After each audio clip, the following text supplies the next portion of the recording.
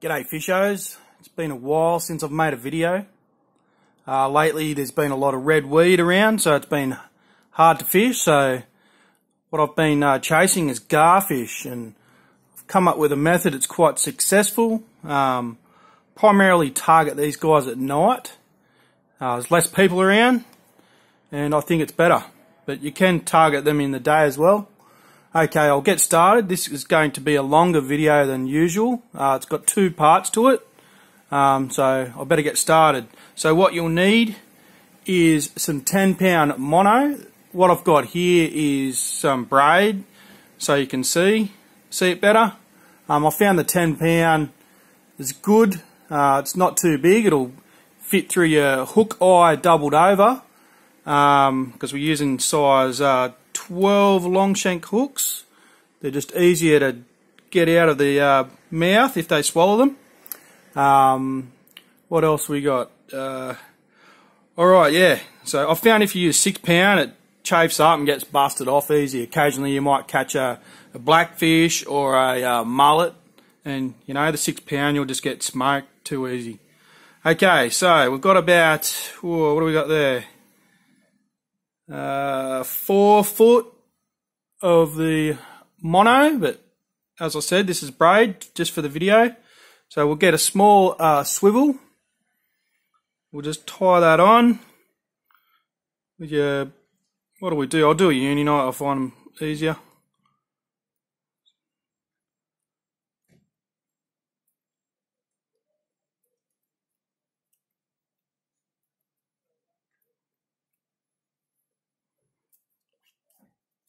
Alright, and cut your tag.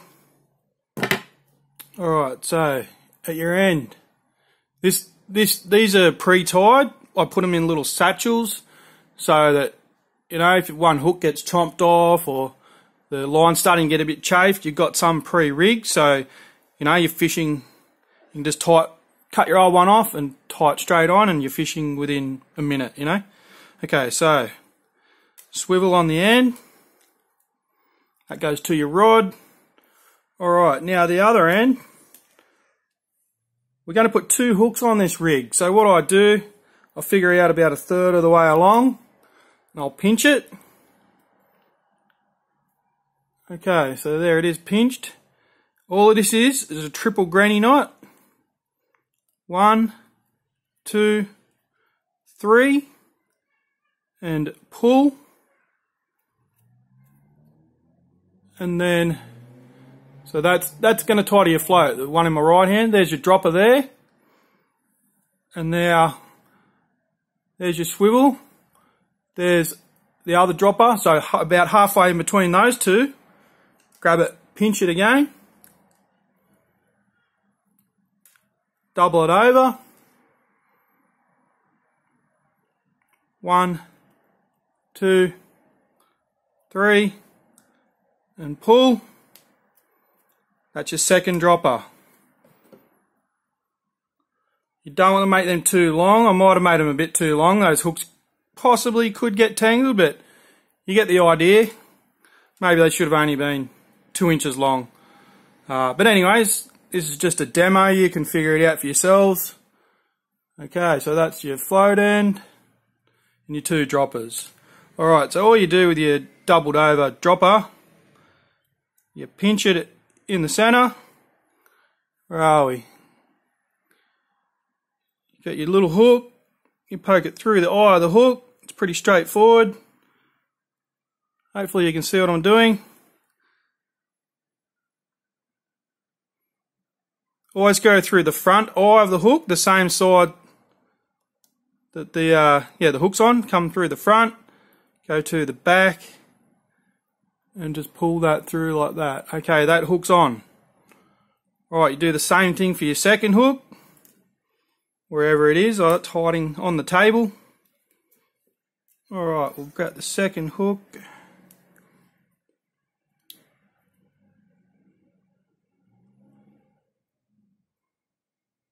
Through the front of the hook. Split that with difficulty. Alright, we're on. Okay, so now that is your rig. The bare end ties to your float, your 2 dropper hooks, your swivel to tie to your main line. Okay, so we'll put that aside. That's the first part of the rig.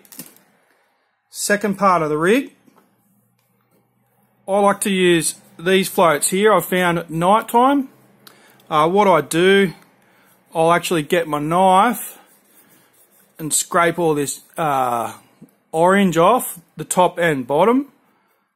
I just find that at night you can see a white float a lot better than this orange, because I'll cast these 20-30 metres out from the dock. They do cast quite a long way. They probably weighs 15 grams, half an ounce, something like that. It just got a big bit of lead in the bottom of this sinker. It's so it sits upright. I think it's a Jarvis Walker cigar float or something, about $3. Okay, you can use different floats, but this is just what I like to use. Okay, now what we need to do, the float will be sitting up like this. The water level will be, about halfway up the float. And what we need to do, we need to attach that line, the rig, to the float. You could attach it to the bottom, but I've come up with attaching it to the top. So when the float is in the water, with the line attached to there, it will pull the float over, and it's very easy to see, the bite, the strike, okay? If you tied it on the bottom, you wouldn't really see much, Did you just see it bobbing up and down like it already is?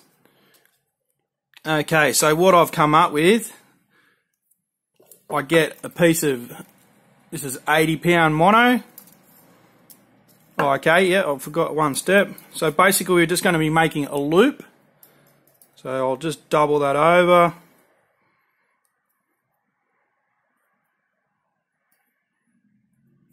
Make a loop. Okay, so doubled, like that. Twist that once, and then poke through. You don't have to go to that trouble. You can just make any old sort of loop, but I don't know, these are a bit better. Alright, shake the camera for you. If you can get that loop smaller, it doesn't matter. This will still work. Just cut that tag end off. Okay, now the top of the float, come in from there.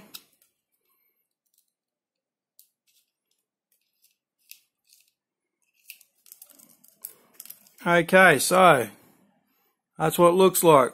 Now what we're doing here on this end, all we're doing is tying another granny knot. Just try and get it down close to the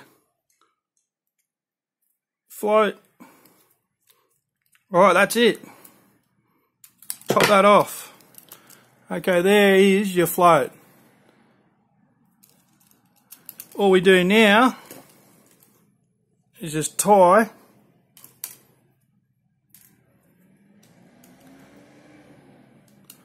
that to there. We'll just do a uni knot, will do. 1, 2, 3, 4, 5, 6, 7, 8. Okay, so that sits in the water like that.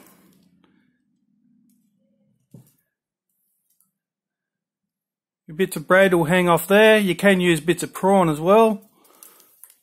So when that gets tugged on, the float just pulls over. So it's pretty straightforward. I'll try and wrap this video up so it doesn't go over 10 minutes.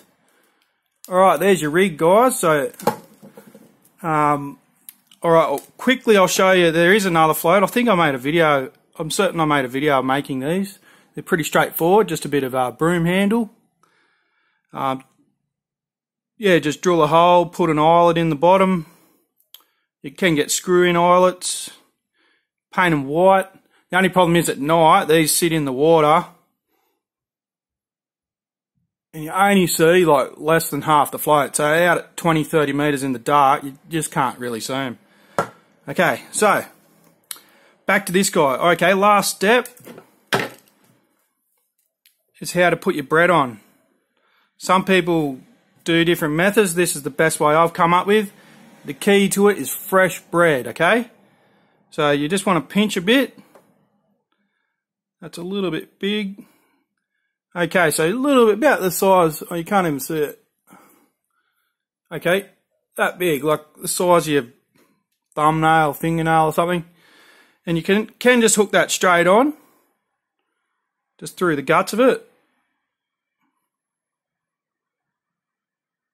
Okay, that's it. Just through once, or another way, which I prefer to do, is to get a nice little piece again. You can go a bit smaller than that. They've only got little mouths, the little guys, but they'll still eat it. Okay, get it, fold it in half. So you've laminated it, you've made 2 layers. And then the side that you've folded it, can you even see? Just go through the folded side. And I think that lasts on the hook a bit better. Okay, so I don't know if you're in focus there, but you just get the idea. Okay, and yeah, see how you go. So you just tie that to your rod. Got your 2 droppers with your bread. 10-pound mono, maybe up to 12. Yeah, so you get the bite, the float tilts over, and you don't really even need to strike it. You just start winding, because the float is pretty much set the hook. Yeah, so just wind it in. Keep your rod tip low. Try and not let them jump out of the water, or they can get off pretty good. What else? Yeah, keep them on ice if you're going to eat them. Treat your fish well. Don't just throw them on the ground in the sun, like I see some people do. And I'm sure there was some other thing, but I've forgotten. So anyways, I've done this video in one take, so awesome. Alright, thanks for watching. Happy fishing. Cheers.